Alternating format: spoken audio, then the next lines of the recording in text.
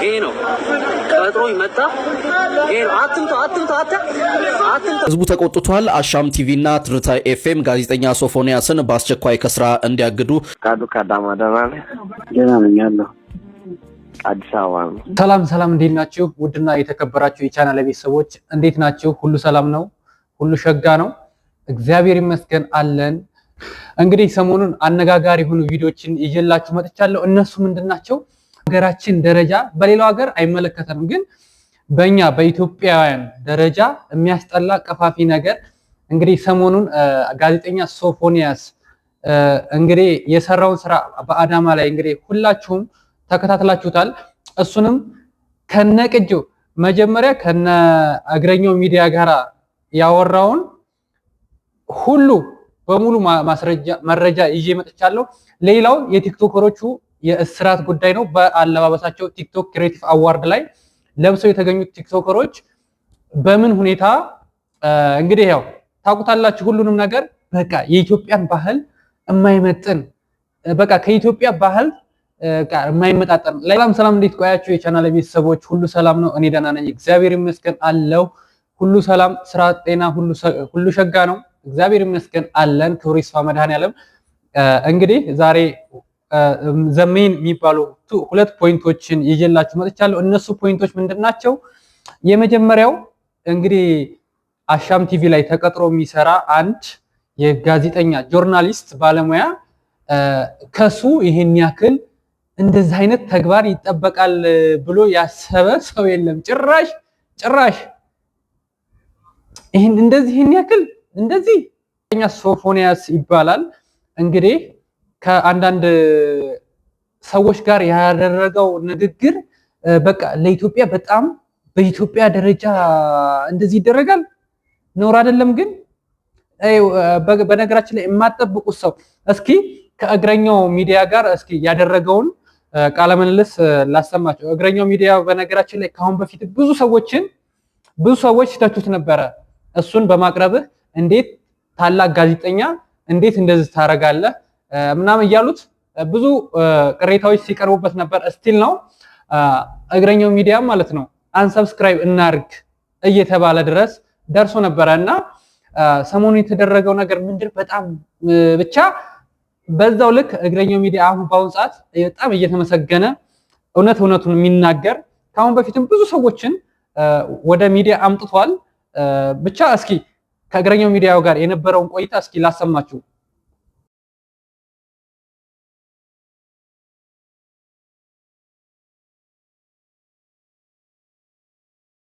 ድምጽህም ላይ ተገቢ ያልሆነ ነገር ሰምቻለሁ ብዬ ነው። ወይላ ታዋክ አስተያሰማ እሺ ሲጀመር ማለት ነው ፊቱ ያስታውቃል። ዜና ነባለው ሬዲዮ ፕሮግራም አለ ስፖንሰር ነው።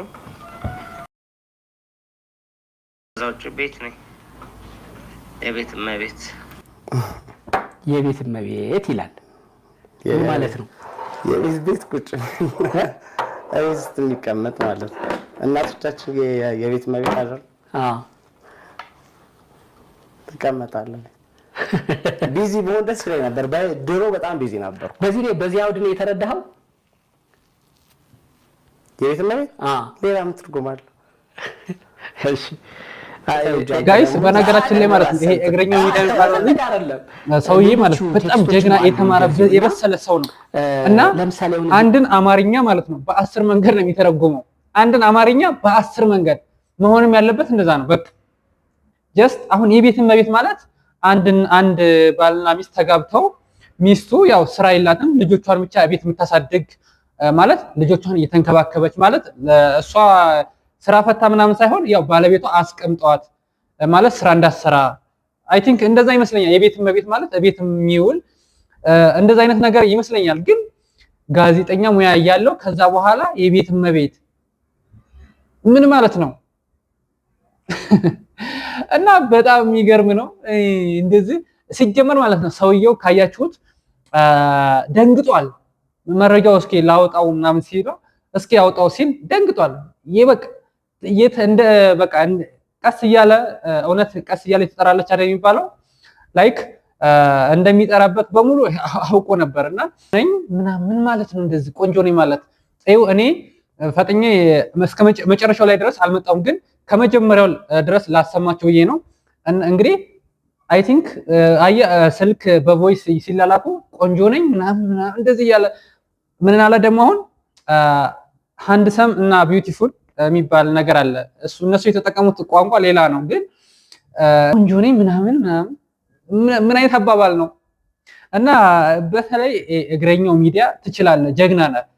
ከአሁን በፊት ብዙ ነገር ቀርቦብህ ነበረ፣ ግን አንደኛ ነህ የምር። እስኪ ሌላም ቪዲዮ አለ፣ እስኪ ላሰማችሁ።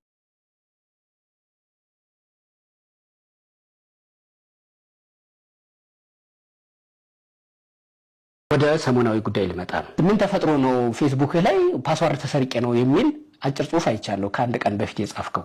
እሱን በዝርዝር እንድታወራ ይፈልጌ ነው። ሶፎንያስ ዋሲም። እሺ ተክሌ ቴንክ ዩ።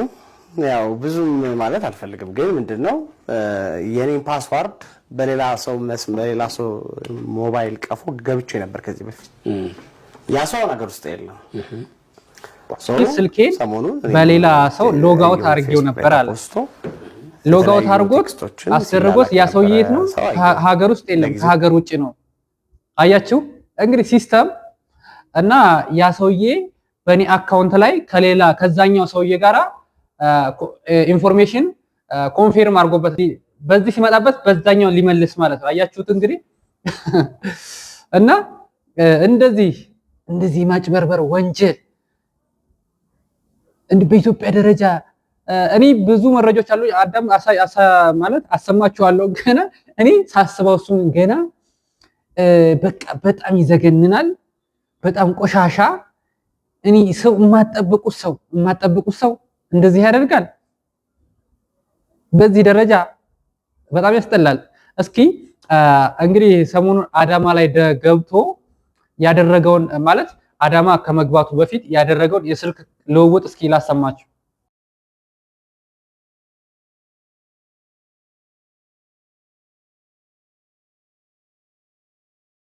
ከአዳማ ደህና ነህ? ደህና ነኝ አለሁ። አዲስ አበባ ነው። ሶፊያ አዲስ አበባ ነው። ሶፊሻ ወይሻ ሰለልኝ ብራት ለነሳ ነበረ መታ አሉኝ። ተመለስ ቢቀርብ ይሻላል ብታድር ይሻላል እያሉ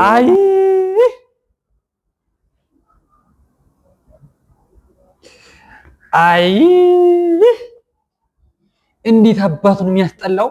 እውነት እሱ ነው እንደዚህ ያደረገው።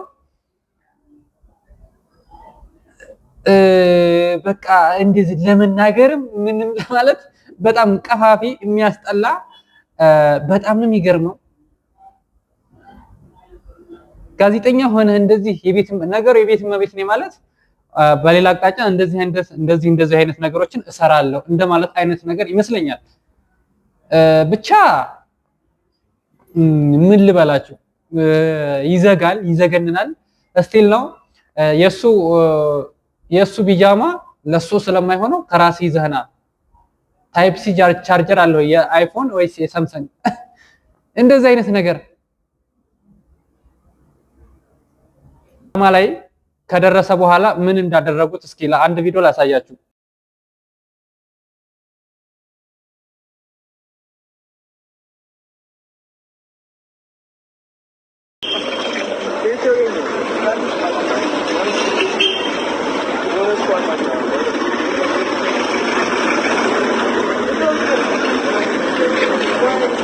አዳማ ላይ ሲደርስ እንግዲህ ማለት በሌላ ሰው መስለው ይዘውት በቃ ካሜራ ሲያነሱት ነቃ ማለት ነው። ሌላ ነገር መስሎት ብቻ ያው ያውቀዋል ጥፋቱንም ብቻ ምንም ይሄ በነገራችን ላይ ይሄን ቪዲዮ ከ18 ዓመት በታች የሆናችሁ ማለት እንዳታወጥ። በእርግጥ የኔን ቪዲዮ ካያችሁት እና ለምንም አይ ቲንክ ከ18 ዓመት በላይ ላለ ራሱ ለመማሪያ ካልሆነ በስተቀር ይሄ ቆሻሻ ቪዲዮ ነው። በቃ ለምንም የማይጠቅም ይሄ በቃ በሀገራችን ደረጃ በትልቅ እስራት የሚያስቀጣ እውነት ከሆነ በትልቅ እስራት የሚያስቀጣ ነው። ቆሻሻ ብቻ ምን ልበላችሁ። እንደዚህ ኢትዮጵያ ውስጥ ግብረ ሰዶም አይ ኖ ካሁን በፊት ተጀምሯል ተብሏል። ግን መንግስት ብዙ ነገሮችን እየከለከለ ነው። ያው እንግዲህ ብቻውን እየታገለ ነው። ግን ብቻውን መታገል ደግሞ ትርጉም አልባ ነው። ምክንያቱም ህዝብ ካላገዘው መንግስትን ምንም ዜሮ ነው። ብቻውን ምንም ማድረግ አይችልም። እና በቃ የማይታሰቡ የማይገመቱ ሰዎች በትልቅ እኔ በህይወቴ ማለት ነው ትልቅ ክብር የሰጠኋቸው ሰዎች አልሆነ ቦታ ነው የማገኛቸው። እግዚአብሔርም ማለት ነው አልሆነ ቦታ ነው የማገኛቸው። ደግሞ የሆነ እኔ የሰው ልጅ አልነቅም፣ ግን ማለት እንደዚህ ብዙም እንትን ያላልከው ሰውዬ በሐሳቡ በሁሉም ነገር ቤተሰብ በመርዳት በብዙ ነገር ትልቅ ቦታ ላይ ታገኘዋለህ። እና ብቻ እኔ እንጃ የትኛው እንደምናምን ፈጣሪ ይሁነን። በጣም ነው የሚያሳዝነው። በእንደዚህ አይነት ልክ በእንደዚህ በጣም ይደብራል። ቆሻሻ እንደው እንዴት ወንድ ለወንድ እንዴ አይ ኖ በነ ትራምፕ ማለት ትራምፕ አልኩኝ በነ ጆ ባይደን ሐማላ ካሱ ስርዓት ነበረ እንደዚህ አይነት ስርዓት ይዘረጋል የተባለው ነው። ከዛ በኋላ ትራምፕ መጣና ሁሉን ነገር ዲስሚስ አደረገው እና በየትኛውም የአፍሪካ ሀገራቶች እንዳለ እሱ ነገር እየተከለከለ እስቲል ነው። ኢትዮጵያ ውስጥም ተከልክሏል። ግን እኛ ጋር እንደዚህ እንዴ ነውር እኮ ነው። የቤትም በቤት ነኝ የጋዜጠኝነት ሙያ ያለኝ። እንግዲህ በዚህ ጉዳይም አሻምም የራሱን መረጃ አውጥቷል። እስኪ ቲክታከሮችም በጣም ብዙ ዩቲዩበሮችም ይሄን ቪዲዮ እየተቀባበሉት ነበረ። እስኪ አንድ ሁለቱን ላሰማችሁ። ማለት እኔ የትኛውም ላይ ቲክቶክ ላይም ይሁን ዩቲዩብ ላይ በጣም ከምከታተላቸው ቲክቶከሮችም ኦር ዩቲዩበሮችም እስኪ አንድ ሁለቱን ላሰማችሁ።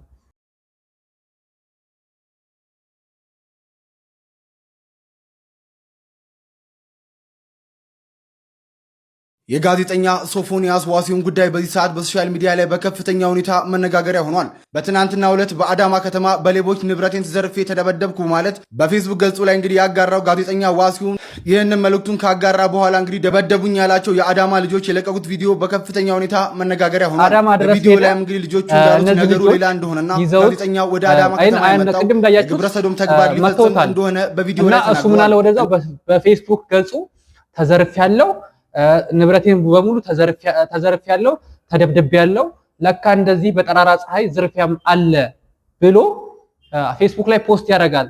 ከዛ ያንን ፖስቱን አይተው የአዳማ ልጆች ምን እንዳደረጉ ታውቃላችሁ? ቪዲዮውን ራሱ ቀራጩ ይዞት በቦክስም እንትን ያለው እሱን ቪዲዮ ለቆታል። እስኪ ያን ቪዲዮ ላሰማችሁ።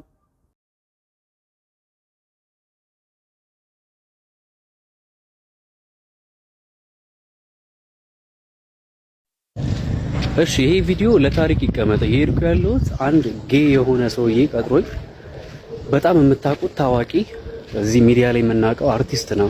ያው ጋዜጠኛ ነገር እነዚህ ልጆች ናቸው ጠርተው ደውለው እና ብለው አያችሁ ስክሪንሾት አድርጌ አሳያችኋለሁ። ያወራኝ ነገር እንደዚህ የማወናበድ ስራ ግብረ ሰዶም ኢትዮጵያ ውስጥ ለማስፋፋት ደግሞ ኦርቶዶክስ ነው ክርስቲያን በዚህ ልክ ሊኖር አይደለም እንዴ? የፈለገ ይቸግርህ የኢትዮጵያ ሕዝብ ደግ ነው። አዋቶ ረርቶ ያበላሃል ያጠጣሃል። ደግሞ እንደዚህ ተደርጎ ሺቲ ቢጃማን ለብሰህና ታይፕ ቻርጀር ምናምን በጣም ነው የሚያስጠላው። እኔ ዘገነነኝ። በዚህ ቪዲዮ ብቻ በዚህ ሰውዬ ቪዲዮ ብቻ 20 ደቂቃ ቆይቻለሁ። ግን እስኪ ደግሞ ሰሞኑን እነ ጃኒ ዩቲዩበር በጣም ወደው ዩቲዩበር ነው። እኔ በእንደዚህ አይነት ደረጃ ይገመታል ብዬ አስቤም አላቅም። በጭራሽ አስቤውም አላቅም። ጃኒን የትኛውም በጣም በብዙ ሀገራት አውሮፓ ሀገራት ራሱ ስቲል ነው አፍሪካ ሀገራት ግብጽ፣ ኬንያ ምናምን ሳይቀረው እየዞረ ብዙ ቪዲዮዎችን ለኛ ላይ የሚያሳይ ላይክ እንደ አቤል ብርሃኑ ማለት ነው። እና እነሱም ሰሞኑን በአለባበሳቸው ምክንያት ቲክቶክ ክሬቲቭ አዋርድ ላይ ለብሰው አይታችሁታል። እንግዲህ እነሱ ልጆች ሶስቱም አይ ቲንክ አራቱም ዛሬ በቁጥጥር ስር ውለው ምርመራ እየተደረገባቸው ይገኛል። ያ ምርመራም እንግዲህ ምንን አስመልክቶ ነው? በቃ የኢትዮጵያን ባህልና ወግ ባልጠበቀ መልኩ አለባበስ ላይ እኔ የሰው ልጅ ማለት ነው የፈለገው ገንዘብ ይኖርህ የፈለገው ሀብት ይኖርህ ግን ህገ መንግስት ማክበር አለብህ። በቃ የፈለገው ገንዘብ ይኖርህ ግን ህገ መንግስቱን መንካት የለብህም። የሀገራችን ባህልን በቃ ለምን ቢሊዮን አይኖርህም? ግን ሁሉን ነገር በልክ ነው መሆን ያለበት። ባለባበሳቸው ምክንያት ገብተዋል። እስኪ አንድ ቪዲዮ ላሰማችሁ።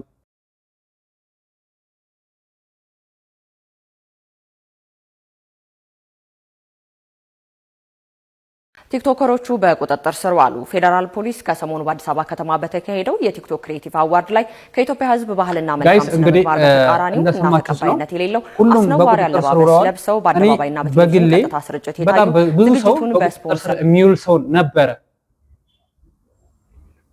ግን ደግሞ የነዚህ ደግሞ ሪል በጣም ወጣ ተጋነነ እና እስኪ የጃኒን አለባበስ እስኪ ላሳያችሁ።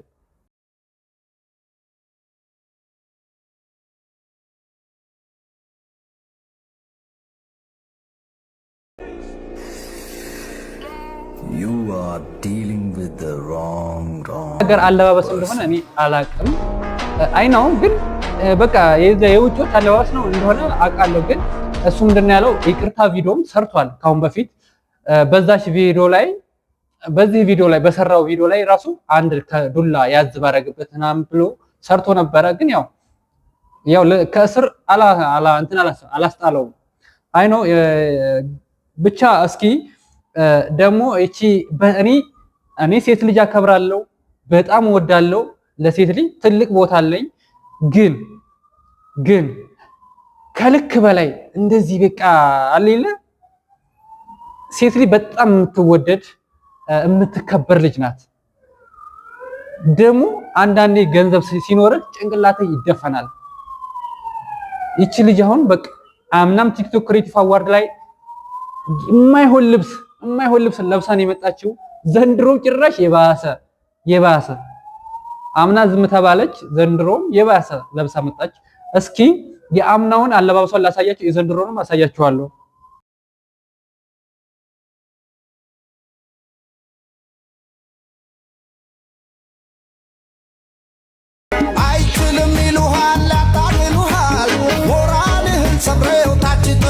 እንግዲህ የአምና አለባበሷ ይሄ ነበረ። 6 ሱሪ ተገልብጦ ወደ ላይ ለምንድን ነው የለበሰው?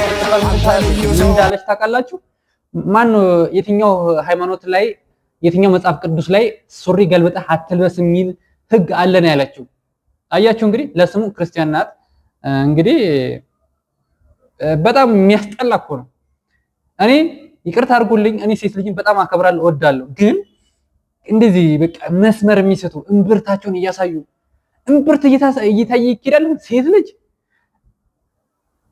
ብቻ በጣም የሚያስጠላ እና በጣም ቆሻሻ፣ በጣም የሚያስጠላ በጣም ብዙ ቪዲዮዎች አሏት። እስኪ አንድ ቪዲዮ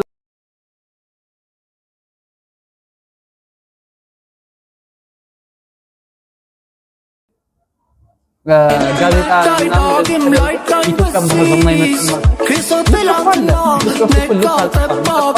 ገንዘብ ነው የጠፋው እንጂ ገንዘብ ሲኖርህ ለራስህ ለብሰህ ምን ችግር አለው? ለኔ ብጤ ብታበላ በፈጣሪም ታገኛለህ፣ በውስጥ በዓለሙ በዚሁም በምንኖርበትም ደስታ ታገኛለች። ለራሷ የህሊና እርካታ ታገኛለች። ግን በቃ ለሰው ተብሎ የሚሰራው ስራ በጣም የሚያስጠላ ቆሻሻ እና በጣም ብዙ ቪዲዮዎች አሉ።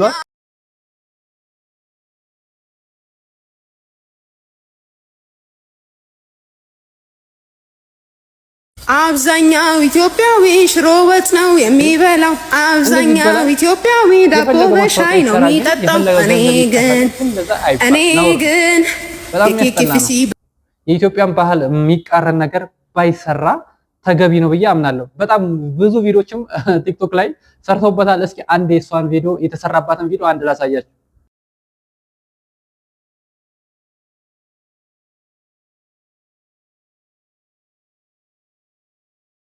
ኢቫን አለባበሲ ስንት ወጣ? አለባበሲ እኔ የታወቀ ነው። ኢን ሚሊየንስ ነው።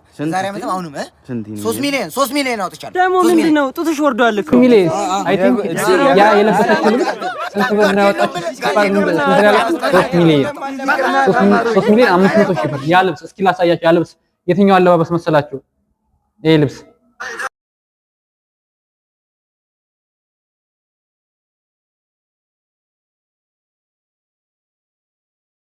እኔ ግን እንደዚህ አይነት ሴቶች ግን ምን አይነት ወንድ ነው የሚቀርባቸው ነው? እኔ በጣም ነው የምጠላው፣ አልወድም። በቃ እኔ የኔ ጀስት ፐርሰናሊቲ ነው፣ የራሴ ፍላጎት ነው። ግን ጆሲም እንደምታውቁት ታስሯል። እንግዲህ እንዳያችሁት ጆሲ ራሱ የለበሰው ልብስ የሴቶች የወር አበባን ምናምን ለማስታወስ ያክል ነው አስቦ። ለምን የኔ ቢጤ ለምን ደሃ አትረዱበትም? ስንት እኮ የተቸገራለ እንዴ! መንገድ ላይ ስንሄድ እስቲል ነው ውሃ የሃይላንድ ውሃ ስንይዝ ይዘን ራሱ ስንሄድ እጃችንን ይዘው የሚነጥቁ ልጆች አሉ። ለምን ለነሱ አታበሏቸው? ለምን ለነሱ አታጠጧቸው? ይሄ ለማይረባ ለሰው ያየናል ብላችሁ እንደዚህ አይነት ቪዲዮ ምን አስለቀቀ? እስኪ የጆሲን ቪዲዮ ላሳያችሁ። በጣም እኮ የሚያስጠላው ቆሻሻ እንደዚህ አይነት ለስሙ አርቲስት ነው። በቃ በጣም ነው የሚያስጠላው። እስኪ ላሳያችሁ።